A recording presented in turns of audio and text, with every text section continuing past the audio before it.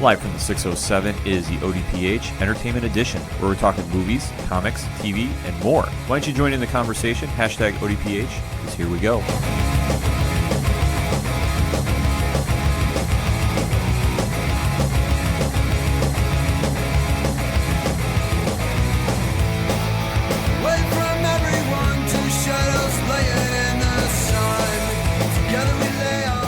Welcome to another edition of the Ocho Duro Parlay Hour, hashtag ODPH podcast. I am your host, Ken M. Joining me in studio, as always, it's Padawan J. Hello, hello, hello. Folks, we have a lot to discuss. Let's waste no more time, shall we? Hit us up on the social media, hashtag ODPH. Join in the conversation because we want to hear from you.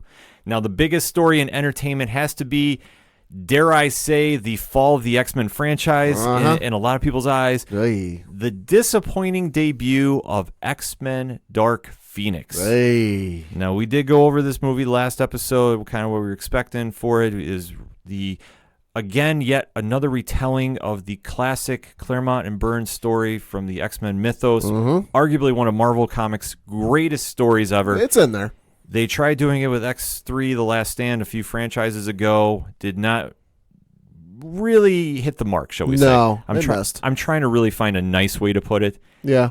So obviously, when we heard Dark Phoenix was going to get mentioned again, and after the success of First Class and Days of Future Past. Well, yeah, and there was kind of hints of it going back to Apocalypse, where Jean showed the glimpses of the Phoenix Force in her during the final battle in Apocalypse. And I remember us having that conversation once we got out of the theater. We're like, all right, if they're going to go this route again, they've got to be very careful because they tried this once and screwed it up. And yet they did. So, folks, we are going to be talking spoilers. We are going to be reviewing this. We are not going to be holding back. So no. We just want to give you fair warning in 3, 2, 1.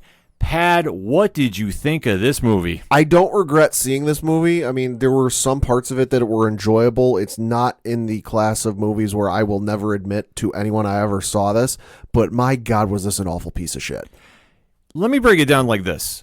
Can we just talk about what was good about the movie before we go right into it? Yeah, so for me, what was good about it was Michael Fassbender. Michael Fassbender was acting his butt off and doing everything he could with what he had in the terms of the script and what to do. There were also some action sequences that were very good, you know, when they get on fighting. And that's the one thing I feel the X-Men franchise, no matter if it's Deadpool, Wolverine, or even, you know, your mainline X-Men movies, have always done well, is the action sequences have been very good. I mean, for as much as we crap on X-Men 3, The Last Stand, I still like the scene where it's like what remains of the X-Men standing against the Brotherhood and saying, hold this line, don't let them through. Right. Okay, there's glimpses in this movie that really you go, okay, maybe, just maybe they might nail this. And like I said, Fassbender, he was great in it. James McAvoy, I didn't even mind. I know he was working the best he could with the script. And this is where I have the biggest issue with it. And I just apologize, I just popped on the microphone. This was so far away from the source material that even if you tried doing a retelling of this, you missed the mark completely. There's so much going on with the Phoenix saga that, like you say, you need to nail this. The X-Men animated series nailed it. Oh, yeah. It took them 5 episodes. Right. So to try doing it in 1, let alone you did tease this after you reset the timeline from Days of Future Past. That reset it. That was supposed to be the bridge gap between First Class and the franchise that we know with Hugh Jackman and Patrick Stewart and company. So when you referenced Phoenix in Apocalypse, and there is a scene where she is in a building in, I believe it was Egypt. Yeah. And you see the Phoenix Force emerge around her. It's not long, but it's a quick, you see it. Right. You can't unsee it. It's there. So when we jump into the movie, you already have the sense that, okay, the timeline is now set. This is now the current First Class timeline, however you want to define it. It's there. And we know going into this film, because everyone in charge of this movie had made it known that this movie would be set in the 90s. Right. So we go from the 80s of Apocalypse to the 90s of Dark Phoenix, 1992 to be specific. Right, because they outright give you a year in the movie. Right. So when we jump into this frame, they start off with telling a quick story about Jean Grey and how her parents were allegedly killed. and we see kind of the backstory of how she winds up going to Xavier's school. Which was interesting, and for me was a good start because this was something new. This was something different. This is something they hadn't done before, which has been kind of one of my knocking points, I feel, for the X-Men franchise. Okay, you're doing movies, but you're still hitting a lot of the same points. Right. So as they progress and they show, okay, this is how Jean winds up being with the X-Men, so to speak, they jump to 1992, and the X-Men now are glorified heroes. Yeah. Which is, wait a sec, time out. I'll say, yeah, they've got people making posters about them. They've got an action figure line. They've got clothing line made out of them, and you know, they're heroes. Everyone loves them, and the president's got a direct line to the X-Men mansion so he can talk to Xavier. Right, which is mind-blowing to think that suddenly they go from being feared and hated in the 80s. And like virtually wiping out the entire human race. Yes. To now they're glorified heroes. Which say they're the first call over like SEAL Team 6 or something. Right, which I'm going, okay, this is random and just out of left field. Which I get, okay, I know some people are going to say, well, there was time that passed in between Apocalypse and Dark Phoenix. Okay, yes, I understand that. But for me, it's an extreme jump to go from, hey, sorry, the mutant race almost wiped out all life on the planet to, hey, you're the first people we call when something's going wrong. Right. So when they get the call to go save astronauts in space because there is a solar flare coming. Their words, not ours. Exactly. They take the Blackbird, which is not built for space, and they make a point to say this. Well, no, they kind of figure out if it can do it because Hank has been, Beast has been working on the X-Jet and doing some stuff and improving it in some way, but they don't really get specific how. And when the president calls and says, hey, can you guys take care of this? Xavier kind of does the old put his hand over the talking end of the phone and goes, can we do this? He goes, maybe. Right, which was like, what are you talking about? Like, this just kind of seems so forced. They just didn't have a good flow to it. And then they go into space and they do their space mission, which I am really just kind of questioning the extent of everybody's powers to pull this off. I'll say about the only one that made sense is when they had Scott get down into like the turret bay, almost like out of the Millennium Falcon, and they built this thing where he kind of uses his visor, looks into like a telescope periscope thing like you see out of a submarine that focuses his lasers into a gun that shoots out of the X-Jet, which just makes all the sense in the world to me. I'm like, oh, okay, that makes sense. Yeah, that made somewhat sense, but then you see how they're doing the mission, and ultimately Jean Grey winds up on the spaceship, or the shuttle rather, and then the solar flare hits her. Yep. So all of a sudden you see the Phoenix Force engulf her, which is going, okay, well, it already happened in Apocalypse, so how is it happening now? Yeah. No sense made. None. No. So then when she returns to Earth, she really is trying to figure out what happened because nobody else can because they all say she should be dead. Well, yeah, and they're all kind of like, what the heck just happened up here? But she's all hunky-dory. Oh, no, I feel perfectly fine. I feel better than fine, in fact. Yes, so obviously she's coming back to Earth, and they're checking her levels, and they're through the roof for her powers, and she is... Like, the one thing about the Phoenix when you watch it, it doesn't necessarily turn bad at the jump. Right. It's a gradual build. So for the powers to kind of be controlling her, they never really delve into it. It's just all of a sudden she's just acting weird because she has the Phoenix Force in her. Yeah. Which I thought, okay, maybe this should have gotten explained a little bit. But I have read the X-Men stories, so I'm like, okay, and I know what this is doing. And they tried kind of conveying that there was something going on because once they get back to the mansion and all the kids are there to give him a hero's welcome, Xavier has this nice speech about how the president gave his thanks and no class for the rest of the day. Well, those of age go out to like the woods someplace near the mansion and start having a party where, fun cameo, we get to see Dazzler. Yeah, we get to see Dazzler finally. You finally get to see Dazzler for all of like one scene and like a blink and you miss it type of scene. But, Jean's hanging out with Scott, Cyclops, and she's pounding alcohol like Barry does in The Flash. Yeah, which is, already kind of seeing, okay, something is not right here. And then as you obviously see down further in the scenes, Jean just finally lets go and basically has like a force generation that she knocks it down trees. Looks like something out of Star Wars. Right. That she's finally just like loses it. And they don't really kind of delve into why, but obviously she figures out something is wrong. And it's a force powerful enough that, they kind of cut in the middle of the scene away to where Xavier's out at some banquet dinner getting a thank you from the president in front of what I assume are very many dignitaries in the government, Congress and the Senate and what have you. and Jean has her force bubble thing go on, and Xavier is however many miles away, presumably in Washington D.C., and goes, "Oh crap, something just happened. I need to leave." Right. So as he comes back to the X Mansion, Jean does take off because what we find out is the beginning scene when we see what happens with Jean's parents apparently is a ruse to a degree. Right, because once Xavier figures out or learns what's been going on, he uses Cerebro. He tries to get into Jean's mind using his powers, and in the past, he's had no issues. But now, because of the Phoenix powers and her powers being, as Beast put it, off the charts to the point where he needed to build a new chart, he can no longer, peer into her mind, and he needs to use the power of Cerebro, which of course amplifies his powers to see into her mind. And when he starts rooting in there, she starts waking up, and that's where kind of like the proverbial walls that Xavier had built up around these horrible memories start falling. Yes. So at this point, she's going to find her dad, who she now realizes is alive, which brings some intrigue. But then they cut away to where we get introduced to our antagonist of the film. Pat, do you know her name? Nope. No, because they never explain it except for a quick throwaway line. And it's really a bad scene or bad mark of a movie when I have to watch a video from Nerdist explaining who she is and what she is, because at no point... Because they said who she is, but I didn't pay that much attention to it because, like you said, it's a throwaway line.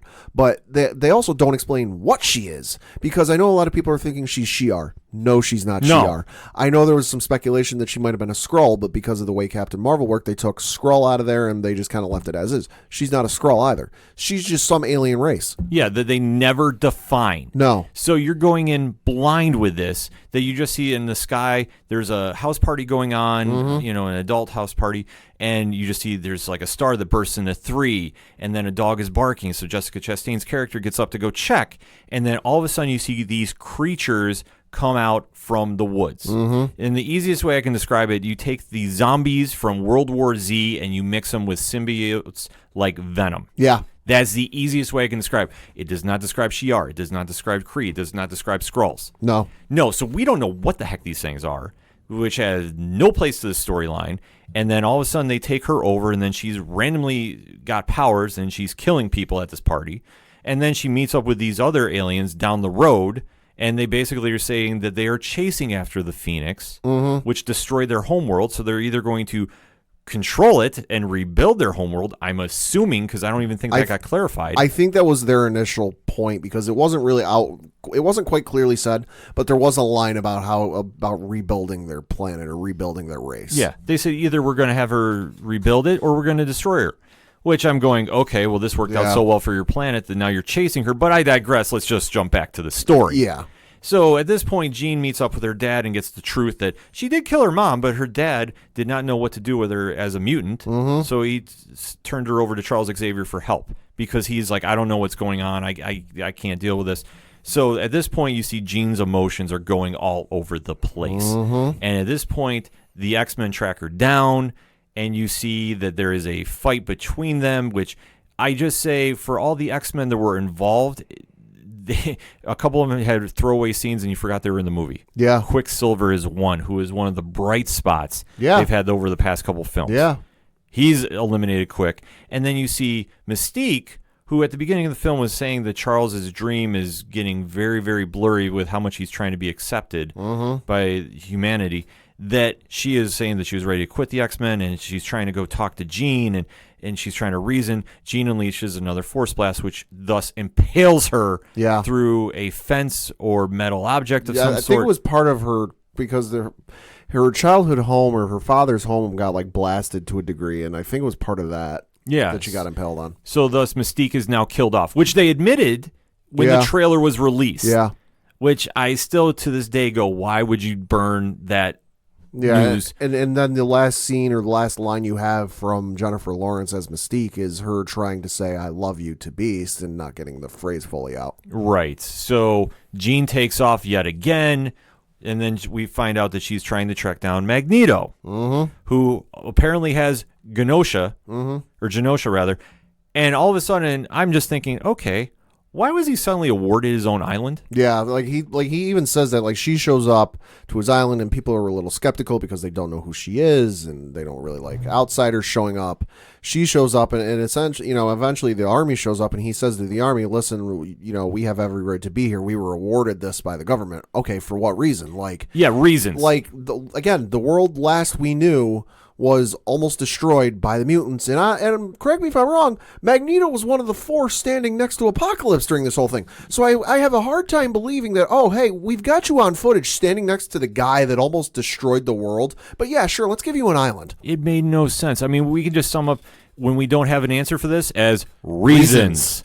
That's how we're going to just define it, because that's the easiest way to explain it without making my head explode. Yeah. So he's on Genosha. And Jean is looking for sanctuary. He is like, "Why are you here? And what's going on?" And the U.S. government is now chasing after her. I'm saying Jean's playing coy, and she's still rattled by killing Mystique and doesn't want to tell him. And he's trying to get it out of her, but before he can get it out of there, the government shows up, and the government's looking for her. And the government somehow tracked her to this island. How, I have no idea, but they tracked her, and she eventually shows up. And at this point, the Phoenix Force is back in control, and she's picking up one of the 2 helicopters that the army arrived in, and she picks them up and she, injures a couple, if not kills a couple. And then she tries to start using it to kill the commander and the rest of his forces. But all the while, Fassbender is having one of the bright spots of the movie for me in using everything he has to hold the helicopter back from destroying these guys and killing these guys.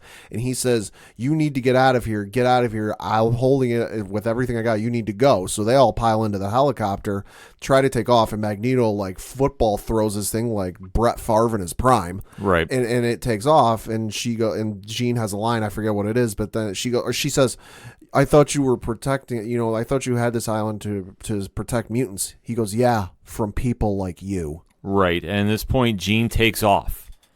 To where? Apparently New York City. Because reasons. They don't even explain how she winds up there. No. So at this stage, Beast is obviously dealing with the grief of losing Mystique. He has a falling out with Charles. He winds up going to Genosha to meet up with Magneto, and he decides to drop the news. Hey, by the way, Jean killed Mystique. Well, yeah, because he brings up the whole Jean thing, and Magneto's like, no, yeah, she was here, and blah, blah, blah. They go through the story, and he goes, "Well, did she tell you what happened?" "No. Raven's dead, and Jean killed her." And at that point, the switch gets flipped in Magneto, and he goes from, telling Jean that, "Oh, I haven't killed anyone in a while. I'm not really about that anymore. I've moved on, what have you," to, "Yeah, I'm going to kill her." Yeah, flips the switch and is ready to go. Pulls the helmet out of some toy box looking thing out from under his bed and goes, "Nope, yep, time to take care of business." And at this point, Jean is now, we're presuming she's in New York. We can't really tell because she winds up in a seedy bar, that she's now illusioning herself away from the public to where Jessica Chastain's character comes to find her. And I believe the character's name is Vox, so I'm just going to say that. So at this stage, Vox is reasoning with Jean Grey and saying, "You don't know your potential and what you can do," and then explains how nobody understands you, everyone's afraid, like the typical stuff you hear in movies. Right, which it was like, okay, this makes sense, but at the same token, it really doesn't, because suddenly Jean is like, "Okay, I'm going to go with you," because obviously she's probably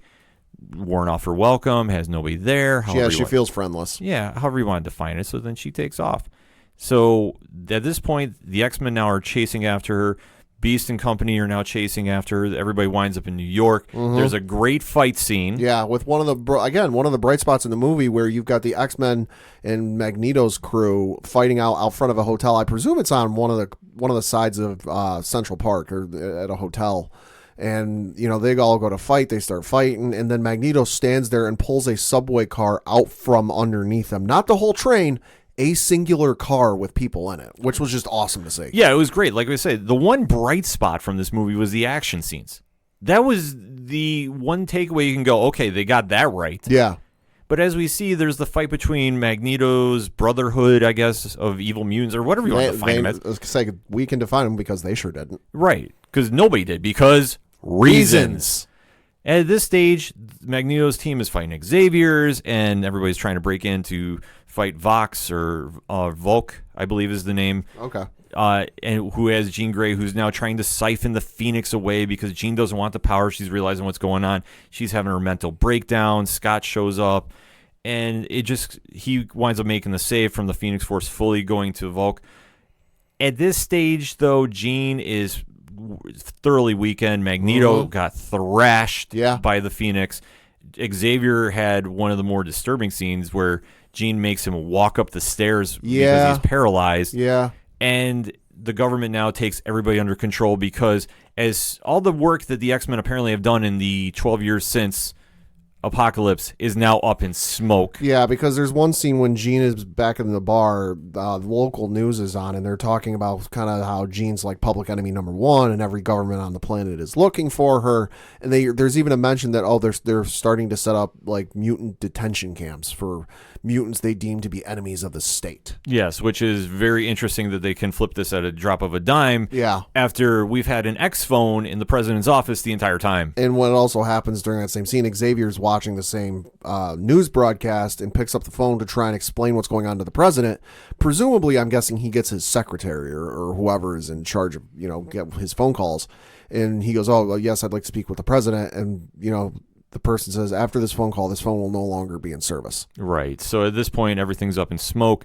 They're on a train going to presumably one of these camps. Mm-hmm. And at this stage, we now see the alien race, whatever you want to define them as, swarm like World War Z all over the train. I'll say we go from like 5 or 6 of this alien race to like 500 plus because reasons. No explanation, just reasons. No. That we don't even know the extent of these aliens because, as we see, they are literally hit with the kitchen sink, everything. Yeah, that like the army just starts unloading bullet after bullet after bullet onto these things. I mean, they even hit them with a 50 caliber mounted machine gun. And they just like Jay-Z said, they just brush a shoulder off. Right. And at this stage, you're looking going, okay, what the hell are these things? 'Cause I can't figure it out. I'm even trying to think, are they... Phalanx? Mm-hmm. Because they never explain it. I'm going, okay, they can't be Shi'ar, they can't be Kree. Like, who the heck are these aliens? And why? Like, they're just trying to get the Phoenix Force. I get that. You made it very simple, but you also made it very stupid, in my opinion, because you can't explain this in the Marvel mythos. No. I digress, because at this whole stage, Magneto and Xavier are really trying to reason with the soldiers, like, we're your only chance to fight back. Yeah. You have to free us. And they do reluctantly. Well, after they realize that, oh, hey, the tranquilizer darts we used to capture the mutants from Magneto's crew and the X-Men don't work on these things. The rest of them get killed that were in that room, but the one goes, oh, hey, no, they were right. I got to free him. Right. So everybody is trying to make their way to the car that Jean Grey is locked and loaded in. That this turns into one of the better scenes because it's a fight scene and they fully unleash. And you do see the team of Storm and Nightcrawler and Beast. Yeah. You don't see Wolverine. No. You have this is your core team, and they are just fully going to town fighting everybody. And it's essentially they're throwing everybody off the train.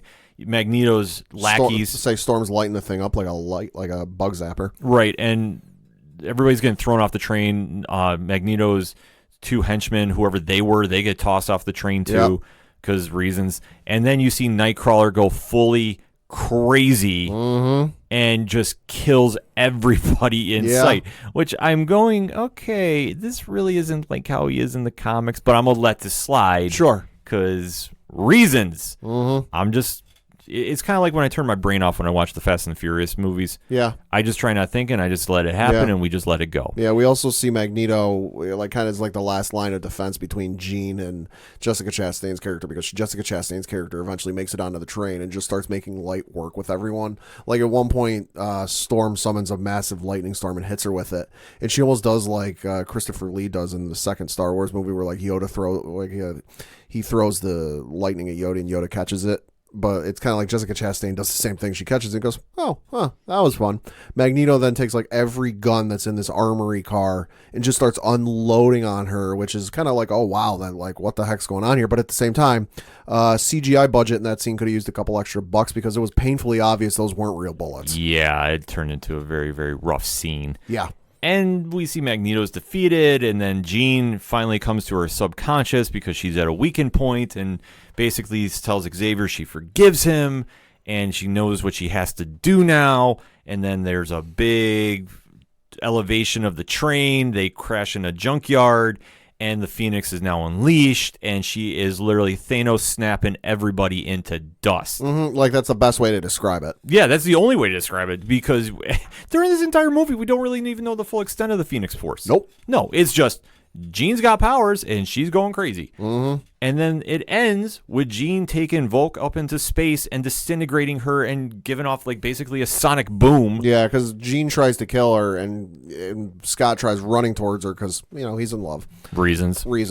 And Scott gets a little too close, and, like, the skins or something starts peeling off of his hand. He goes, Jean. And that's when Jessica Chastain tells her, listen, if you're going to kill me, you're going to have to sacrifice your friends to do it. And at that point, I'm calling this from a mile away, and I'm like, okay, so she'll just fly into space. Yeah. Because it's already been well established in this movie that this power, that she can fly at great distances and great speeds. So she says that line of, if you want to kill me, you have to sacrifice your friends. So she'll just fly into space. 30 seconds later, that's what she does. Yeah. It was completely telegraphed. You saw it coming a mile away. Yeah, and even Jessica Chastain has the line, your emotions make you weak. And then Jean flies her into space and goes, no, my emotions make me strong. Right. I mean, Sophie Turner did the best she could with the script, too. I'm not bashing anybody's acting in this one, because they did the best they could, but I am really struggling with this entire script. And as we see, Jean is now presumed dead. The sonic boom is gone. We find out that as we go forward, I mean, sorry, I got to really just focus here, because let's say we find out Beast is now running the mansion, which is now renamed, now no longer known as Professor Xavier's School for the Gifted. It's now been renamed to the Jean Grey School of the Gifted. Right, which they don't give a timeline of how far this has gone in advance. No, but that's what I'm struggling with. So you've got that. The school's renamed. Beast is running the school. Xavier has retired and is in the middle of France. Like, you see the Eiffel Tower in the background, where Magneto shows up. Right, where you see Magneto tracks him down because the X-Men are apparently moving on without Xavier. You see Quicksilver's telling his story. I mean, for being in the movie all of 5 minutes, he has a lot of story to talk about. Yeah. You see Nightcrawler, you see Storm. So you see basically what's going to be the next core group had Fox still had the rights. Right. And as Xavier is sitting in France, Magneto tracks him down with a chessboard, wants to play for old time's sake, and basically is trying to reason with Xavier, who has now had the fall from grace because essentially we assume, because reasons, that the X-Men have now gone back to square one where they're feared and hated, but yet they're still at the school. Yeah. Nothing's really been explained there. No. Xavier is now just walked away because obviously he's failed. He's felt he's failed. I mean, that's all he's been reminded in the entire movie with Jean. Well, because the other confusing thing with this, and just to backtrack a little bit, and correct me if I'm wrong, we get the scene where Jean flies up into space and kills Jessica Chastain's character, and then it just kind of like fades to black, and then comes up on their back. They're at Jean's talking, and it's like this sweeping shot of the mansion and the students walking through the mansion. Yeah. And it's she's doing a voiceover of the scene. So like we just go from like there's no resolution of thank God the villain was killed. Wait, where's Jean? It's just hey, yeah, villain's killed and we're moving on. Yeah, just blink an eye and we're just keep it going. Like there was just no break in there, which they should have. No. And as we see, Magneto is offering sanctuary to Xavier because I guess he still has Genosha at this point. Yeah. We don't know. Yeah. And then the scene just pans up to the sky and you see the Phoenix flying through the screen, fade to black. Which I will say, the scene where Xavier and Magneto are playing chess was a nice touch. Oh, it's a nice touch. It's a nice throwback. Yeah, it was a nice throwback. It kind of closes the movie and the franchise in a way that like we were very familiar with seeing them. But for the rest of it, it was a hot pile of garbage. I know I said it on last week's show. It was not projected to do well at the box office. Folks, it did not do well at the box office at all. For the weekend, domestically, it made $32.8 million, finishing second to The Life of Pets 2. And it only finished ahead of Aladdin and Godzilla, King of the Monsters, and Rocketman, but because, well, those weren't the first weekends it was in theaters. In terms of X-Men movies overall, it was the lowest opening weekend for an X-Men movie ever. And yes, I'm counting the previous movies, Deadpool and the Wolverine movies. It finished ahead of nothing, and it finished behind the Wolverine, which had an opening weekend of just over $53 million. This was just destined to fail from the jump, in my opinion. The script was so off base. And then from what I was hearing, if this rumor was true, this was supposed to be the catalyst for the Fantastic Four versus X-Men. Yeah. These were supposed to be Skrulls, and this was going to have like a Civil War type deal going on between them. And no, because from what I read, it was going to be Civil War, but it was going to be Fox's Civil War because the stuff I had been reading over the weekend, it essentially copied Civil War, the comic verbatim, to the point where like the Registration Act would get enacted, and like you'd have Mr. Fantastic on one side and then one of the X-Men on the other side, and like they go at it. Like it's a verbatim copy of Civil War, just with Fox characters. But why would you do that when you've already had that happen with Disney? I mean, like, why? This just doesn't make any sense. No. So to see that if this was the dream that they were going with, I'm glad somebody woke them up, because this was just going to be destined to fail. Yeah.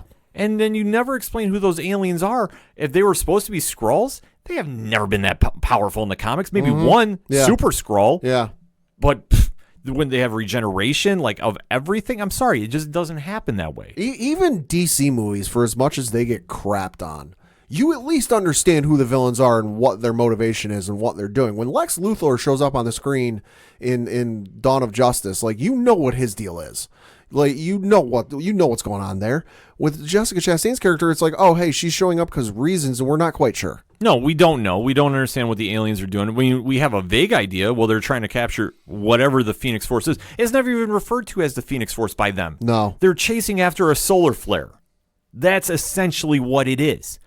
How does that make sense? It doesn't. No. Like I say, my biggest issue with this is the script is just so far off the tracks after you get to the second act, and it goes right off the rails to the third. Yeah. That it just can't even recapture its glory. Like, the beginning was not the worst. And like I said, the acting, due to what they had to work with, I don't really struggle with. I thought McAvoy and Fassbender were great in this. Yeah. Sophie Turner did what she could. I wasn't mad about her, but it was just like the dramatic swings without explanation.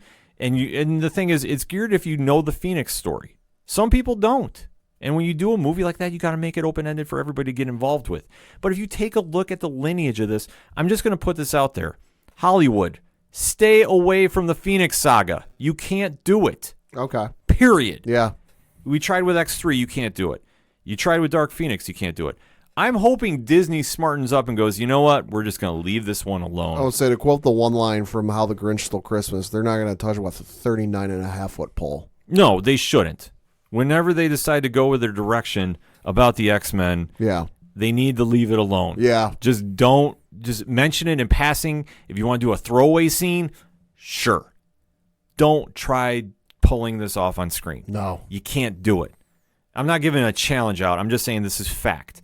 You can't do the Phoenix saga in one movie. You need to make it your trilogy. At this stage, why would you? Look at the numbers. It doesn't do well. No. Because fans know this, and they get this. And to say that this is the final chapter of the X-Men franchise, I'm not counting New Mutants, because that's a whole different ball of wax. That still has to see the light of day for us to count that. You're right. And I'm not saying that that's going to be the final X-Men movie, because we don't even know how they're going to connect that to the X universe. You would assume they're going to, but at this stage, who knows? Because, like I said, we might never see this movie hit the screen.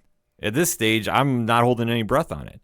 But if this is going to be your bookend to the X franchise, what a disappointment. A little bit. To put it mildly. A little bit. Just to see where it's gone. And when you did the reboot, like I said, X3 left a lot of bad taste in a lot of fans' mouths. Mm-hmm. Get it. Mm-hmm. You came back with First Class, which was great. Days of Future Past, which in my opinion, might be the best of the X-Men movies they've done at Fox. Yeah. You can argue that with X2. No, yeah. X-Men First Class was good, but in my opinion, they should have just, like, and I know this is hindsight 2020, if you're doing a rewatch of the movies at any point, just stop at Days of Future Past. Like, that to me is what should be the end of the Fox X-Men franchise. I agree. And then Logan is the end of Wolverine's story. Yeah. Like, that's it. Yeah, Logan is the best movie they've done, period, yeah. with the X-Men franchise. Yeah. So, but if we're talking the team, it's Days of Future Past, and you ended there. Apocalypse was not great, but it was better than this, in my opinion. Yeah. In my opinion. I mean, this is kind of like maybe a 1A, 1B scenario. I'll throw that out there. I can't even stretch it that far. Because, like I said, there was flashes of brilliance, but there were blinks. Mm-hmm. I mean, you can't even say full flashes. No. The fighting was great. Fassbender and McAvoy did what they could. But overall, to end the Phoenix on this note, good. Put it to bed. Let's never talk about it again. When you go to Disney, hit the reset hard. I don't care how you do it. Just leave this alone. Because quite frankly, to go on in this note is just a bad way to remember what a franchise was, because without the X-Men franchise, and let's face it, if X-Men the first one, didn't do as well as it did, we probably would never have an MCU. That's true. Let's be honest about that, folks. But hey, let us know what you think. We've given you enough to discuss about this movie, but we want to hear from you. Hit us up on our social media accounts. You can find them at ochoduroparlayhour.com. Use the hashtag ODPH. What was your take on Dark Phoenix? We want to know. We're going to take a quick break. We'll be right back. Hey, this is Brian Wolf from Fair City Fire. You are listening to ODPH, the greatest podcast in Binghamton. Woo!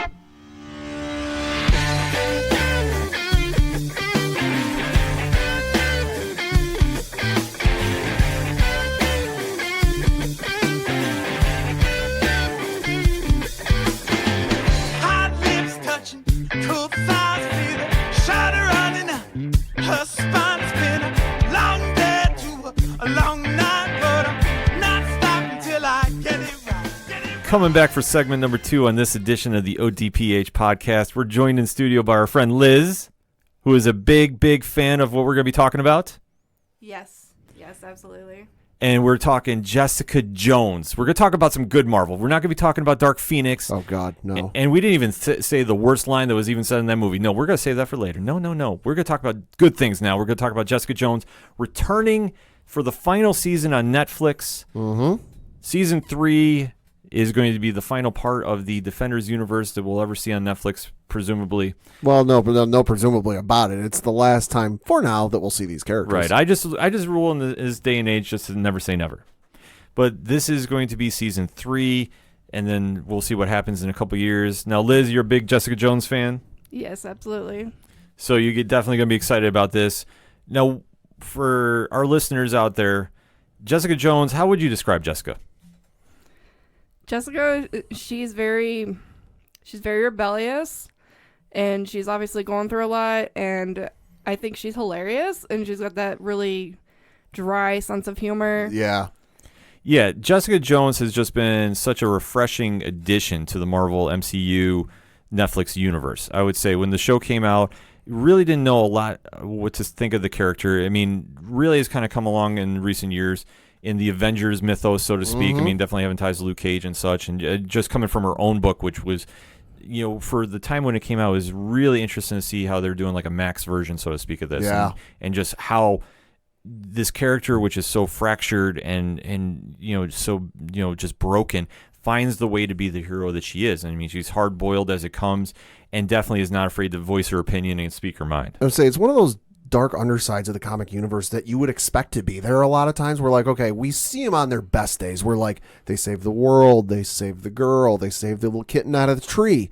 But at the end of the day, there's like a bad side that, like, okay, I saved the person that I've been trying to save, but at the same time, I went through and saw an awful amount of stuff, and just that really messes with the person. So, like, for years we saw kind of like I said, the bright side, everything's hunky dory and bright, but for her, it's kind of the polar opposite. Right, and obviously you see going through season 1 was pretty much a very good depiction of how the comic was when she was reintroduced to the Marvel Universe. I mean, David Tennant as Kilgrave, one of the best villains, if not the best villain they've had. I mean, it's up with Vincent D'Onofrio, as Kingpin. I mean, it's a 1A, 1B. Right, and just to see how well that season was done. I mean, Liz, you a big fan of season 1? Yes. So going into season 2, we really didn't know what to expect with season 2. In season 2, I don't want to say missed its mark, but you really didn't have the sense of like what the direction was going to be in. It was also hard to follow up season 1 just because for me season 1 was so good that it's like, okay, it's almost like in sports when you have a famous player like a Michael Jordan, Brett Favre, Wayne Gretzky, that like, okay, they're that good that like whoever follows up after them is going to have big shoes to fill. Right. So season 2, you can say it was a letdown. I mean, I don't rank it there with Iron Fist. No. Which, I mean, God, no. that's kind of my lowest barometer of the MCU shows. But I thought Jessica Jones season 2 was definitely a step in the right direction per se. But the whole saga with her and her mom and just what the direction they went in, I thought was maybe not as great as season 1, but we definitely saw her best friend suddenly now get her powers too, and we're leading into season 3. We just got done watching the trailer. Pat, what did you think? It looks very interesting. I'm kind of interested to see where they go with this because it's not kind of the way I would think it would go. Right. This one, we didn't really know what to expect with. but we did see that we do have the villain announced for the show. Mm-hmm. Pad? It is going to be Gregory Salinger, played by Jeremy Bobb, who, of course, if for Marvel comic fans, is known to be the second person to assume the identity of Fool Killer. Now, this is kind of interesting because the character in his own right is just different. Mm-hmm. But this is for old MCU heads like myself, that when I heard this was announced, I'm like, whoa, okay, this is going to be interesting, but this fits. Yeah, I would say it really says something about a character when, like, you're reading an article kind of describing the show and the season, what to expect, and, like, the sentence used to describe him is the second psychopath. Right. Like, not the second person, not the second man, not the second woman, the second psychopath. And especially with how Fool Killer is, because he's brilliant and his motivation is simply to kill fools. Mm-hmm. And how he does it is like almost like a flair for the dramatic. You know, he's very poetic at times. Yeah. Like, you almost want to think of like a swashbuckler, but not as cool. I mean, that's kind of the easiest way to say it. But how they're going to portray this on screen, I think, is going to be interesting. Because with Jessica Jones, he really doesn't have a rogues gallery like you would think. This is kind of borrowing from other elements of the MCU, but I think it's a good thing. As we see, like with Cloak and Dagger borrowing from the MCU for their rogues gallery. This is a nice welcome addition, and obviously to see where she's left off at this point. I mean, she's now taken back up her practice of being a private investigator, and just really going in and seeing what she has to deal with, because now that she has to deal with somebody that's really pushing her buttons, and almost going at the psychological aspect that Kilgrave did, is going to be really interesting to watch, because this is where Jessica Jones really shines, I think, in my opinion anyway. That when she's given the task where she's on the run and she has to find a way through herself and deal with her own, insecurities almost, you want to say, and just all the trauma she's been through, that she just doesn't feel that she can be the hero she is, but then she finds ways to be that hero and does it in her own way, because I think there's only one person that can do it, and that's her. That she just finds a way, that she's tough as nails. I mean, she just puts on that I don't want to use tough as an adjective, but I mean, that's the easiest way to describe it. Just that really forceful, demeanor when she's coming back, and she's really trying to just be I don't want to say standoffish, but she doesn't keep a very big circle of friends. And then to see how she plays off when somebody comes at them. And as we see, when Fool Killer is attacking somebody she cares about, all bets are off. Oh, yeah. And just to see how it involves the rest of the cast. I mean, the one thing that I'm really interested to see is her best friend, Trish. Yeah, we'll say, because Liz, of course, you remember from the last season, they had a bit of a falling out, and I think it'll be interesting to see where that goes. Yeah, it'll be very interesting. Are you a big fan of her? Jessica? No, Trish. Trish? I mean, she's kind of a tough character to play off of, because she kind of tries to play that lovey-dovey best friend kind of side, but then she also has that like underside of like she's a little jealous, and you almost kind of want to hate her a little bit, I say. Almost kind of two-faced, but not at the same time. Yeah. Yeah, she definitely has her own difference in what she wants to be, because she looks at Jessica and there's just so much just jealousy. That, okay, Jessica has the powers, Jessica can do all this, and she so desperately wants to be a superhero that when she winds up doing what she did in season 2 and getting her powers, now we kind of see what happens, because in the comics she's a character, Hellcat. Right, which is funny, because you have a character at least at this point in the show, during season 2, where she's got a big majorly syndicated radio show that goes out across Lord knows how far from New York. She seemingly has it all. Her face is on buses, it's on billboards, it's on bus stops, it's on benches, it's everyone knows who she is, but she's not happy. No, she isn't. And then I think this goes to show how flawed these characters are, but how well they're portrayed. I mean, Kristen Ritter does an amazing job as Jessica Jones. I don't think she gets enough credit for how she can go into that place where she plays somebody that's so broken, but yet so bold too. I mean, I just think just how she portrays the character, she definitely deserves a lot more credit than she gets for it. And then just looking at the rest of the cast, Malcolm is coming back, who is Jessica's unwitting sidekick, I guess you could say. Or, he's everybody knows it but him. Yes, and they're bringing back Jerry Hogarth as well, or Hogarth, who is playing the attorney, and we see that there is now a tension between her and Jessica as well. Yep. Which is going to play off because she is defending Fool Killer, which I just am really waiting to see this cat and mouse game, so to speak, and how Jessica winds up defeating Fool Killer in the end. Or does she? I don't know. I mean, we don't know. Liz, what's your expectations for this season going in? Jessica's going to crush it. She's gonna bring it and she's gonna crush it. She absolutely will. I mean, it does seem to be that she's showing her strength in full form. I mean, there is the one part, I think it's early in the trailer, where somebody's confronting her and she uses a freaking car to pin them against the wall. Yeah, she just unleashes. And it's so cool to see when she finally just goes. And I mean, when you push somebody to that edge and then they find a way to come through and just be the hero that they're always supposed to be. I mean, that just is the total synopsis of Jessica Jones. That as damaged and as broken as she is, she finds ways to be a hero reluctantly because she just doesn't feel she can. But then she looks at the effect she has on other people and just doesn't ever sink in. I mean, it's just a really interesting character trait to what they've built up there. And if this is going to be the swan song to Netflix's Marvel legacy, what do you think is going to be the lasting impact? I think it's going to be something that prior to, this happening, I think it was something that I think for a lot of us we never expected to see. I mean, sure, you've got the CW version and they kind of do their own thing, but like I feel like for me, the Marvel Netflix stuff was kind of the first thing that really nailed the crossover and had me anticipating for a lot of stuff down the road. When Arrow and Flash were really starting, they were kind of like off on their own thing. They might have interacted here and there for like an episode each season, but this was like the first time that I remember watching a show going, okay, what are the larger impacts going to be for like the world at large? Liz, what do you think is the lasting impact of Jessica Jones in the Netflix universe? I don't know. Like, I feel like it's not. I think she's showing that it's not easy being a superhero, and it's not all that glamorous. It's not everything that it's cracked up to be. It's not like a bunch of roses, Like, I mean, she's, at the end of the day, she's tired. She has to have her glass of wine, otherwise she can't function. Like she's definitely got some coping skills, and I just think that she's, she works really hard, and like sometimes she'll drag her feet if she has to do something, but at the end of the day, she crushes it. I'll say it's not all parades and keys to the city.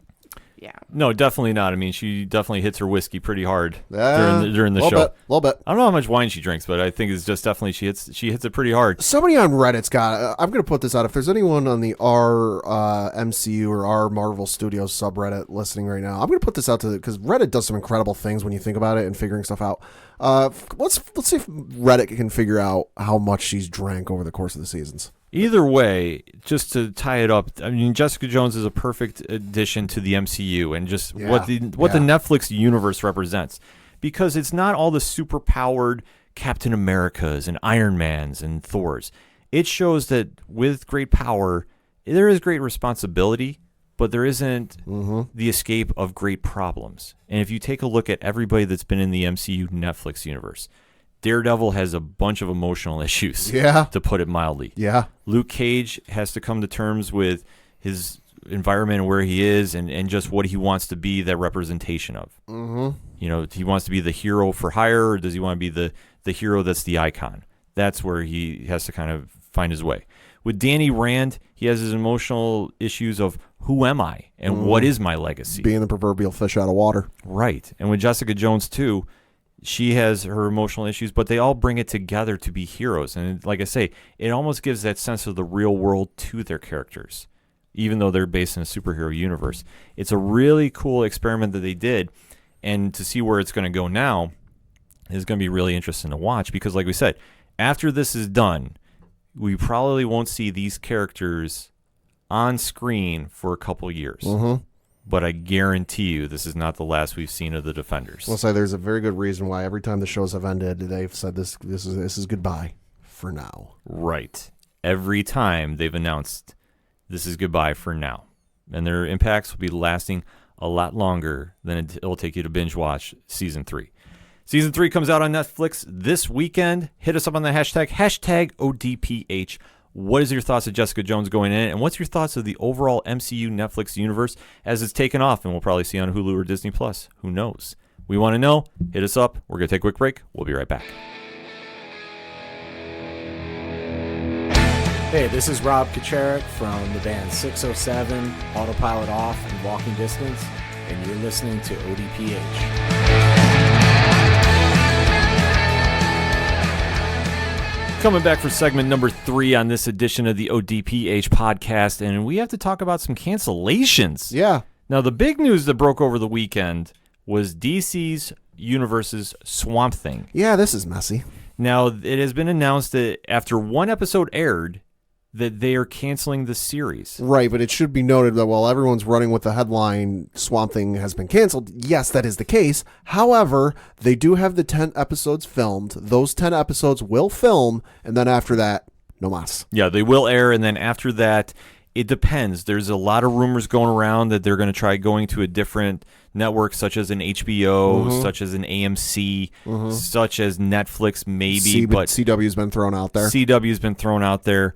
It will not show up on Hulu. No. I will already tell you that right now. No.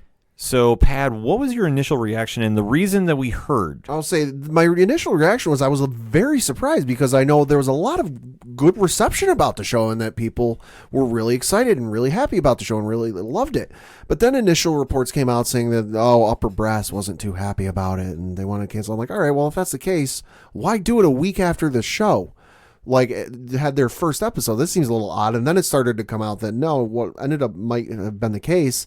And I haven't seen this firmly 100% confirmed, but this seems to be the prevailing thought going around, was that the show season 1 was filmed in North Carolina. And that due to a clerical error, initially the WB and DC had been promised something like $40 million in credit from the state government of North Carolina towards being able to film the show, which according to estimated numbers was half of their budget for season 1. And due to a clerical error or a paperwork error, they weren't going to be able to get $40 million. They were going to be able to get $14 million, which, I mean, I'm no mathematician and math isn't my strongest subject in school. 14 is a lot less than 40. Right. This was the basis I was hearing, too, that it was a budget issue more than they didn't like the show or they were really doing that, which is fine. I will accept that because I did watch the first episode and I really liked it. I'm not the biggest Swamp Thing fan. Right. It's a little more obscure even for hardcore fans. It is, but if you're into the horror genre, you know who Swamp Thing is. He's had some very good runs in the comics by Alan Moore and Scott Snyder, respectively, amongst other writers. It is a different show. And how they portrayed it the first episode really captured that essence. Yeah. That it's not like anything you've really seen per se involving superheroes, but it does have that supernatural horror element to it. Yes. And where they're going with it, it's heavily CGI too. So when when they were talking about the budget issues, that does make sense that they were using that for the budget money for CGI. Because you can't do the show justice if you don't have that budget. No. So where it goes from here is going to be really interesting. I would like to see it wind up on an HBO. I think it would make a lot of sense there. I'll say HBO would essentially just write them a blank check and go, here, do what you need to do. And they could just turn it to the 11th degree and just go nuts. Well, it would make a lot of sense to go there because I think if they go to the CW, I don't think it'll do justice. No. I honestly don't. I'm not saying anything bad about CW, but to really capture the element of this, you need to go to a place where you can have an R-rated show that you could definitely push some boundaries, so to speak, that network TV you can't do. And like I said, there's nothing wrong with it. The CW universe that's established on Arrow and such is great for what they do on the show. And even Arrow teeters the line, so to speak, at times. I mean, sometimes when there's a lot of killing on there, you walk a fine line. For the Swamp Thing to be pulled off, you need to go to a network that's going to allow you that creative freedom to really go there. So like I said, AMC could work too. Yeah, AMC is known to take a lot of weird stuff and make it really good. And they do have a good relationship working with DC too because they've had Preacher on. Yeah. I know they have another show that just came out too. Yeah. They have a good relationship that if they wanted to go there with the show, I think that would make a lot of sense too. But like I said, they're not going to go to Hulu and Netflix. Well, it's like Hulu for anything that isn't Disney related. You just got to write it off. I know that's been the thing of late, and I'm not knocking this by any means. But like when a show gets canceled, you start petitioning it, and for every possible streaming service to pick it up. While that's admirable, and I have nothing against that, you got to stop putting Hulu in that because let's not forget. Hulu is now owned in majority by Disney. Right. In DC, and of course, Disney owns Marvel, who is a direct competitor to DC. So there you go. Yeah, it's not going to happen. But I would like to see the show return. And I think that if the fans want to see it return, and I know I've been speaking with people on social media about this over the weekend, the easiest thing is get vocal. Throw up your hashtags, renew Swamp Thing, save Swamp Thing. Hashtag it up. You can do like the one show I want to see come back more importantly, and that is Deadly Class. Because over the course of the shows, Sci-Fi announced that it is not renewing Deadly Class and is not renewing Happy. Now, Happy I could understand, so to speak. Yeah. I could. Yeah. Happy is an acquired taste. Happy is a little different. Happy is good if you like the WTF moments. Mm-hmm. Like not like in Dark Phoenix when Cyclops goes, I'm going to fucking kill you. Yeah. Which happens. That happens. And falls flat on the floor. No, when Happy does it, yeah, they go completely left to center and they go into some really crazy places. You have the WTF moments every single scene. Yeah. And it works for him. I don't bash the show. I mean, I watch the show. Yeah. And, I mean, Christopher Maloney and Patton Oswalt and company do a great job continuing the story of Nick Sachs. And where they're going with it, because the comic didn't run that long, was out there. So wherever it happens with them going forward, I don't know. But what really upsets me is when Deadly Class got canceled, and I have spoken on the show about it. I have spoken on the blogs about it. The show is so tailor-made for a network like Sci-Fi, and just the production level that is involved with it. The Russo brothers from the Avengers Endgame mythos are executive producers. The cast is so well casted for this. Everybody really adds something to the role of just the coming-of-age story in the School of Assassins set in the 1980s, punk rock DIY. It is so tailor-made to the books. Yeah. And just even when they're telling flashback stories, the fact that they go to illustrations about it. I mean, Rick Remender and Wes Craig's story is so well portrayed on screen, and the actors absolutely crush it every episode. And to see that it is almost left at that cliffhanger, because I was under the assumption they were coming back. Right. And I know that ratings-wise, it's always funny because when you start talking about DVRs and you start talking about the factors of you're not watching live and how that impacts. Well, so it does end up having an impact. The initial ratings come out like the day after it airs, so it's those who watched live or at least that same night. The numbers also get factored in a couple of days later, because they don't go so if you've got something on your DVR, let's just say it's Supergirl. If you got Supergirl on your DVR, you're busy on Sunday night, you got something else going on, you weren't able to watch it. If you were able to watch that night, I'm pretty sure it's factored into that night's viewings. However, if you're just simply busy, you had a crazy week at work, and your first day off at work is like a Thursday, then it might not factor in, because if I'm not mistaken, the ratings for like DVR, TiVo, and that kind of stuff for broadcast, like the initial broadcast plus 3 days afterwards. Right. It's interesting to see how it's played out, but the ratings have gone up every episode, and going into the final episode, I know they were really pushing for everybody to watch live. They tweet live with everybody. I've tweeted with the cast many times on the ODPH account. In fact, they follow the show, folks. Deadly Class follows the ODPH. So to say that they're that interactive with the with the fans is an understatement. Yeah, it's almost unheard of these days. Right, and I've talked to many of the cast members on the show too via Twitter. So with that kind of interaction, that kind of fan base, and just the fact they were growing in their numbers, to see that get canceled, that definitely threw me for a curveball. Now, Sci-Fi has their reasons for doing it. Yeah. And you know what? I'm not going to get into it. But what I want to say is, Pat, let me ask you this. You've seen Deadly Class? Yeah, but most of it. Where do you think they should wind up? Well, first of all, whoever gets Deadly Class will be getting a fantastic show that I think a lot of people will be clamoring to see. I think for me, what might make the most sense is maybe something like a NBC or even maybe an ABC. Like go a little different, maybe a little left of center from what you might expect. But I think it's something that might work for the mainstream. I mean, a couple of years ago, you remember, and even more years ago, NBC had Heroes and then Heroes Reborn. So they do have that kind of flavor of having done that in the past. I'll give you that. In fact, if they could get on network TV, I would mark out like a madman. Yeah. But I don't think that network TV would be able to handle Deadly Class. I'd love to see it, though. Don't get me wrong. I want to see them wind up either on Netflix, which I think makes a lot of sense, or let me throw you a curveball that I don't think anybody talks about. Okay. YouTube TV. That's true. Is trying to kind of grow in that market. Yeah, they've got a couple things. They have the Karate Kid reboot, Cobra Kai. Cobra Kai. Why not put a show like Deadly Class on there? That could happen. Because I think that would fit, because it's so DIY punk rock. For any network to pick that up, it would be a huge feather in their cap at this stage. Yeah. that you really have a fan base that would follow the show. They get very vocal on social media. We've retweeted. They have a petition going on to save the show. Mm-hmm. And this is one you should sign. You don't need to sign one saying bring Tony Stark back to the MCU. I'm sorry, folks. It's a comic. If they want to bring him back, trust me, they'll re-sign Robert Downey Jr. Enough said. Yeah. But for this, to make sure the fans are getting vocal, and this is what I'm trying to say with the whole segment here. If you want to see your favorite show get brought back, you need to get on your social medias. You need to hashtag it up. You need to start writing into places. You need to start hitting on their Facebook, hitting on their Twitter, hitting on their Instagram about bringing the show back. Mm-hmm. You have to. Yeah. And when fans are doing this, and to see the reaction Deadly Class has been getting, I can't see anybody passing on bringing them back for season 2. Yeah.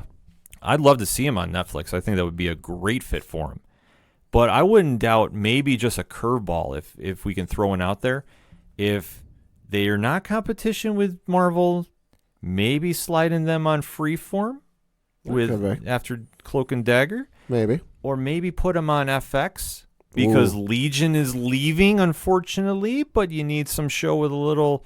je ne sais quoi, as they say. Yeah, maybe. I mean, the only curveball I can see possibly an issue with that is, well, Disney kind of does own FX now. Right, but would they let that go? Because, I mean, you have to have an audience for comics that don't fit inside the mainstream. Yeah, that's true. Because it has been proven. If you want to even take a look at how a Hellboy movie got made.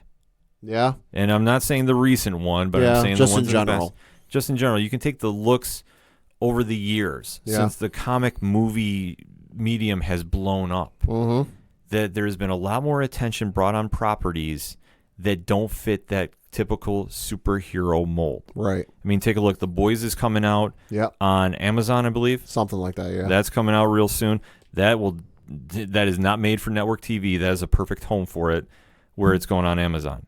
You take a look at some other shows like The Umbrella Academy that I think would have a tough time telling their story if they were on a network show. But they have a format and they have a following and they have fans that will watch. That's the key thing. And with Deadly Class 2, well, like I said, I'd love to see it on network TV. I think it would be really cool. I think if you can throw them on a cable market or a streaming service, rather, you do it on a YouTube TV, you do it on a Netflix, you do it on an HBO, which would be amazing too. Yeah. Or even an AMC, which has been known to take a shot with shows. That's true. I think that would be a great precedent to set, because if you want to get into these shows where you have everybody that's a Batman and a Superman or a Captain America and an Iron Man, that's great. There's a place for that. But for fans that are not into the superhero books, so to speak, and want something different, there needs to be a medium for it. So what I'm going to employ the ODPH audience here. You have a show that got canceled, whether it's Swamp Thing, whether it's Happy, whether it's Deadly Class. Get on your social medias. Start hitting up places you want to see them go. Start using those hashtags. Hashtag renew Deadly Class. Hashtag save Deadly Class. Hashtag renew Happy. Hashtag save Happy. Hashtag renew Swamp Thing. Hashtag save Swamp Thing. However you want to do it, make it a point this week. Tell your friends to watch the show too. Interact with other friends on social media. Make the point known. Make your voice heard. Let's see what happens. I am still holding out hope for Deadly Class to come back. Swamp Thing, I think, is going to come back in some variation, but we're just going to have to wait and see. But hit us up on our hashtag ODPH. Which one of those shows do you want to see come back and why? And what network or streaming service do you think would be the best fit for them? We want to know. We're going to take a quick break. We'll be right back. The ODPH is proud sponsors of RoberCon 2019, happening September 28th and 29th. Don't miss out on Binghamton, New York's biggest sci-fi, fantasy, and gaming convention of the year. For badge details and more info, check out RoberCon.org.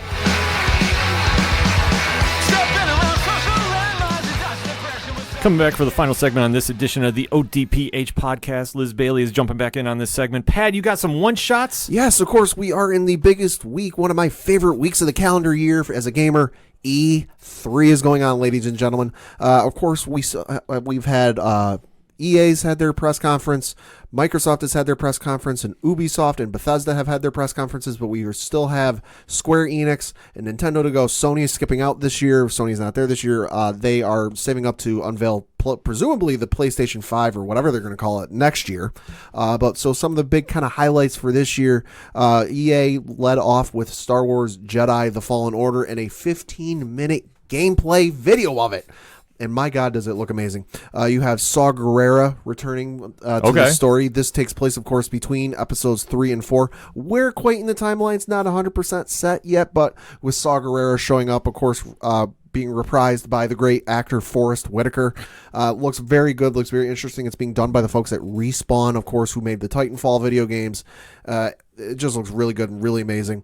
That was kind of like my one big takeaway from the EA. The rest was sports and other games that I'm not really that much into. But if you are, hey, check them out on their YouTube channel. I'm sure you can find some stuff out. From the Microsoft press conference, the one interesting thing is they kind of went into some details about their next gaming console. They didn't give it a full name. All they said was that it's going to be coming out holiday 2020, and it's going to be coming with Halo Infinite. Okay. The next chapter in the Halo series had a very interesting, not sort of a gameplay trailer, but just kind of a trailer, kind of maybe hinting at what the story is going to be going forward. So we got that to look forward to. They showed off some Gears 5 stuff, which, fun thing, if you pre-order Gears 5, you will get a skin for one of the original Terminator robots in the game. So that was kind of cool. And then at Bethesda, they had there was nothing new from Bethesda from Sunday night about Elder Scrolls 6 or Starfield, kind of their big anticipated stuff, but they did have some interesting stuff for what they have out, Fallout 76 and Elder Scrolls Online. The big stuff from Ubisoft today was more so what they got coming, but they did unveil their next Watch Dogs game, which is Watch Dogs Legion, which takes place in London. The way they kind of described it as, it's kind of a what-if scenario in Europe where it's like a surveillance state and everything's kind of watched and suppressed. And from what they've told, if you're anything familiar with Watchdog games and kind of the hacking ability of it and all that, it seems like everyone in the game can be recruited to your cause, and it looks very interesting.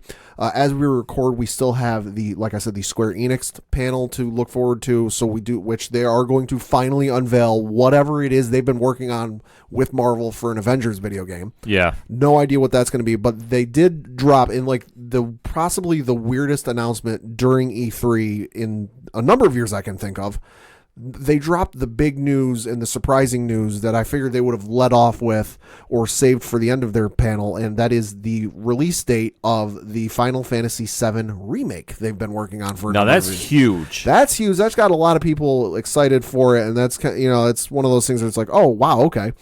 They have a concert going on, and I presume it's going to start touring, but it's a Final Fantasy VII concert where it's an orchestra and they play music from the Final Fantasy VII game. They unveiled a trailer at that concert in the middle of the night, East Coast time, and with the worldwide release date of March 3rd, 2020. Now, how big is this remake? This is big. This is not like a remaster because obviously it was a PlayStation 1 game, so it's kind of hard to remaster up like 3 generations in consoles. This is a remake. This is huge because for a lot of people, Final Fantasy VII is their game, from everything from Cloud and Aerith to Sephiroth, and just kind of like, and I might be spoiling it for some people, but the game came out however many years ago. Get over it.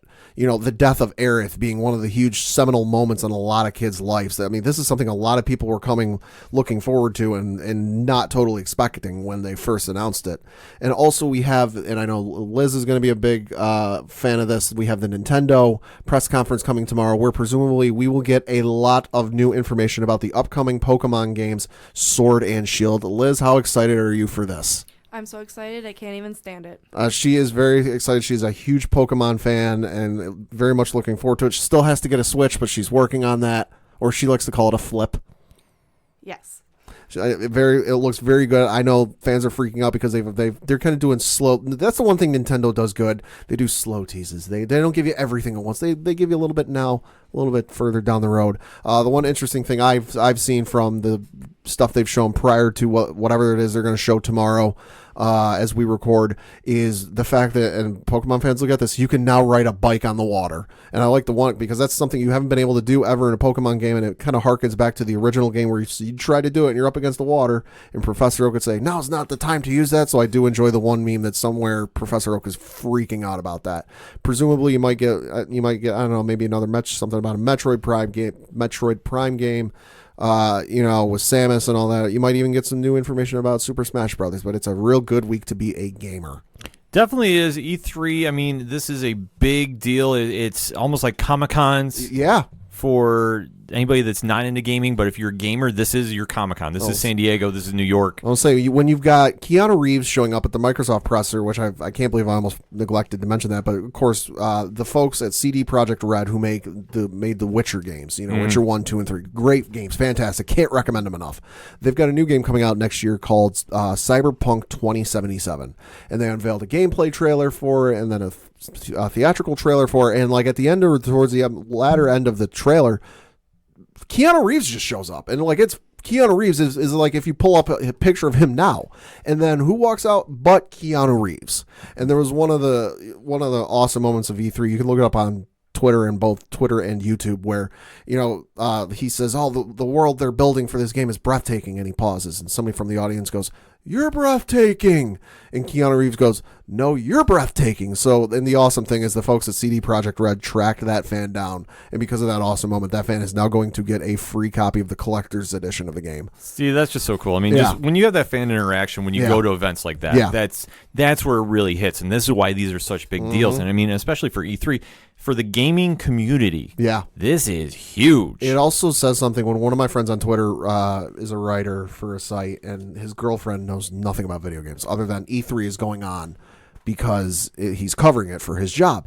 And when he's in the middle of covering a press conference, he's typing up articles and doing his thing. When she calls from the other room and goes, "Oh my God, Keanu Reeves was at E3," like that kind of is like just kind of the impact that a person like Keanu Reeves has. The other interesting one is John Bernthal. Yes, the Punisher. John Bernthal is going to be in the next Tom Clancy Ghost Recon video game. Oh, that's huge. He's going to be the protagonist. So if you're a Ghost Recon fan and you're looking forward to the next one, you're going to have to take down John Bernthal, a.k.a. the Punisher. So good luck with that. Yeah, good luck. That's not happening. Yeah. But overall, E3... Final thoughts. Oh, just been an incredible week. A lot of announcements. I'm very excited to see what it is the Marvel Avengers video game is going to be that we have yet to see as of recording. I've known this has been a thing for a while, and it's been so wrapped up in secrets. I don't know what it's going to be. I don't know what it's going to be about, what it's going to be like, but my God, I'm excited for it. This is definitely big news. I'm excited to see what Marvel has in stow for the Avengers game. I mean, this has been something that, obviously, with the success of Endgame, it's huge. Just the anticipation. So anything less than a home run is a failure. Yep. So, and I think Square Enix is going to deliver on this without question.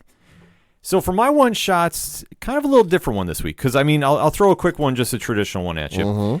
If you've read the Walking Dead comic, there was a big stat quote change in the last issue. Yeah, there was. Spoiler: 3, 2, 1. Rick Grimes was killed off. Yeah, and I know I told this to you because you hadn't heard it yet, and you're like, "Wait, really?"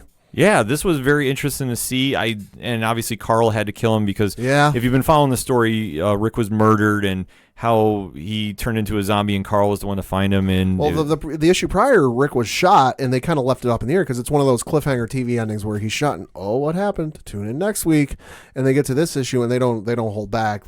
Carl walks into the bedroom where his dad is supposed to be quote unquote recovering, and no, he's already turned, and his eyes are already white. Right. So this is very interesting to see for the comic storyline, to see where they're going, and does this signify an end to the comic coming up? Maybe. I mean, it's hard to say. Issue 200 is going to be coming up fairly shortly. Hasn't Kirkman said in the past that he has an ending for the comic in mind? Yes, he says he has an ending for both the show and the comic should it come time for him. Okay. So there is a possibility for it. I'm not saying it's ending. I'm not going to throw that out there.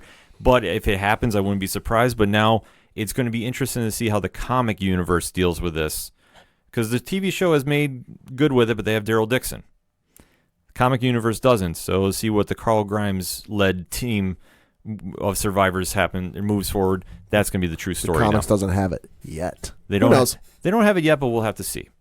And to close out the show, this is the official 2-year anniversary of the podcast. Mm-hmm. So 2 years ago this week, the ODPH, the Ocho Duro Parlay Hour, started doing our podcasts.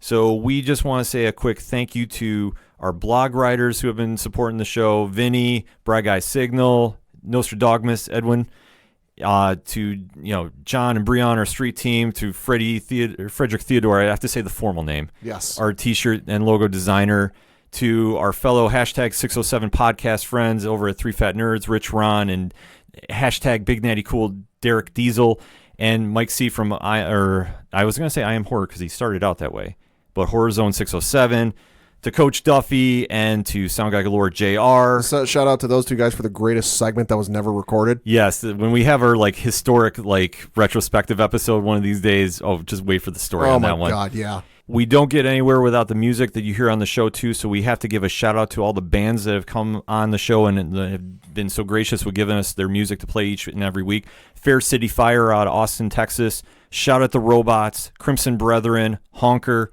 Floodlands, Walking Distance. Truly means the world to get your music on the show, and we're hoping that a worldwide audience is picking up on you too. And especially to everybody that's been supporting the show lately. Our Twitter followers have just joined on, hashtag Podern Family. To all of you, our loyal listeners, especially shout out to our listeners up in Nova Scotia. Ooh, okay. CJH and everybody up there. We see the download numbers. We see you interacting with us. We just want to say, and to everybody worldwide that's been following just our downloads coming in from England too, to everybody that's taken the time out to listen to the show, to interact with us on social media. For Padawan J and myself, we just want to say thank you. You can listen to a lot of podcasts, but the fact you give us your time each and every week, it means the absolute world to us, and it just pushes us to go even harder and just give you the best podcast that we can give you coming live from the 607 each and every week. So to all of you, simply thank you, thank you, thank you. The support means everything. And that's all I got for this week. So for Liz Bailey, who decides to come crash in a couple segments, for Padawan J, thank you. I'm your host, Kenem. Thank you, thank you, thank you as always for listening to the Ocho Duro Parlay Hour. Hashtag ODPH Podcast. We'll see you next time.